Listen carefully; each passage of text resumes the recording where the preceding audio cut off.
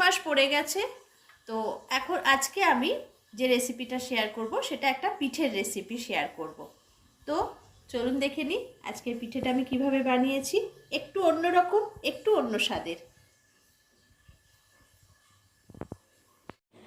আজকে আমি একটা পিঠের রেসিপি শেয়ার করছি। তার জন্য এখানে আমি নারকেলের ছাই নিয়ে নিয়েছি, এখানে একটু কাজু কিশমিশ আমন্ড নিয়ে নিয়েছি, একটা খোয়া ক্ষীর নিয়ে নিয়েছি।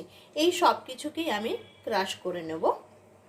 আর খোয়া ক্ষীরটা আমি পুরোটাই এতে দেব না, হাফ খোয়া ক্ষীর আমি একটু দুধে ভিজিয়ে রাখবো। আমি দুধের মধ্যে, এটা আমি যে দুধের পায়েসটা করব তার মধ্যে দেওয়ার জন্য। এইভাবে আমি সব কটাকে ক্রাশ করে নিয়েছি। আর এগুলো একটুখানি এরকম ডালা ডালা মতোই থাকবে। সবগুলোকে আমি এবার একসঙ্গে মেখে নেব। এইটাই আমি আমার পিঠের পুর হিসেবে ব্যবহার করব।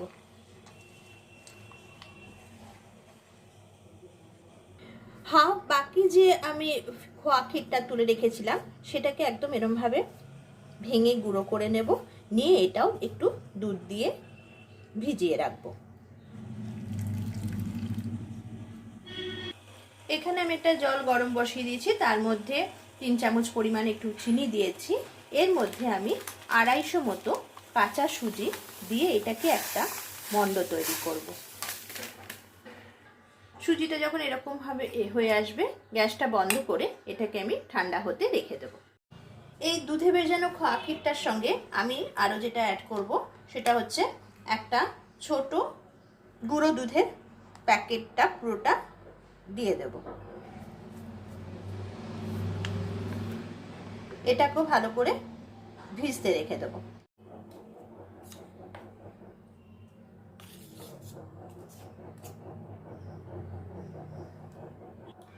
এখানে আমি একটু পাটালিকে গরম দুধের মধ্যে ভিজিয়ে রেখেছি। এখানে পিঠের ক্ষীরটা বানানোর জন্য এখানে আমি দুধ জাল বসিয়ে দিয়েছি। এটাকে আমি ঘন করে নেব। এবার আমার তৈরি করা সুজিটাকে এভাবে একদম আটা যেভাবে আমরা মাখি সেরকমভাবে মেখে নেব। এবার এটাকে আমি ঘি দিয়ে একটু মেখে নেব।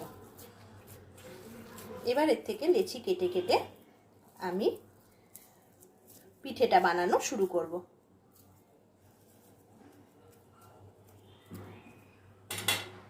একটুখানি ময়দার হাত দিয়ে পিঠে যেমন আমরা বানাই ঠিক পুরটা ভরার জন্য এর মধ্যে এবার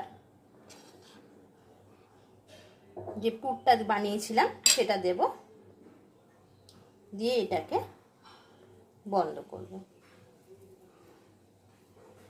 ঠিক এটাকে একটা ঘটের মতো শেপ দেব, একটা পুটলির মতো শেপ দেব।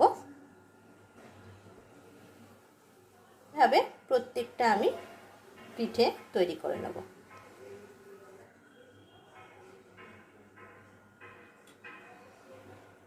দুধটা যখন এরকমভাবে বেশ খানিকটা ফুটে আসবে তখন আমি এই পাটালিটা দিয়ে দেব,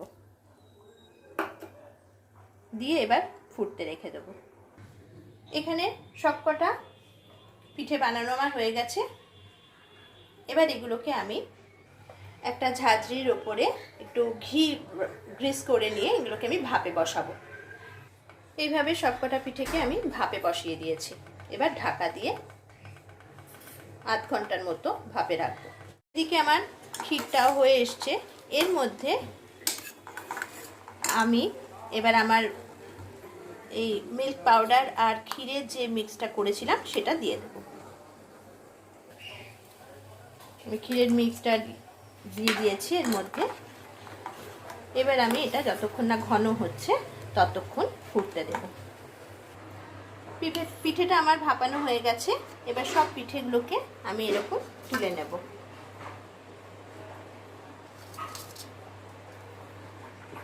এদিকে আমার ক্ষীরটাও একদম তৈরি হয়ে গেছে। এই ক্ষীরের মধ্যে আমার ভাপানো পিঠেগুলোকে সব দিয়ে গ্যাসটা বন্ধ করব।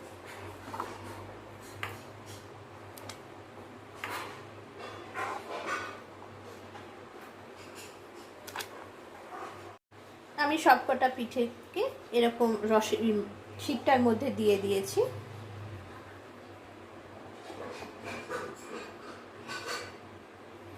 এবার আমি গ্যাসটা বন্ধ করে দেব।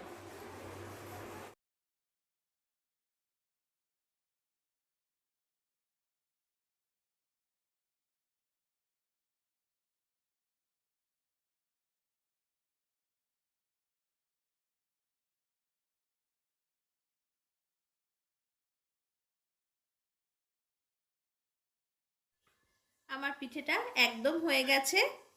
আশা করি আপনারাও একবার ট্রাই করবেন বাড়িতে।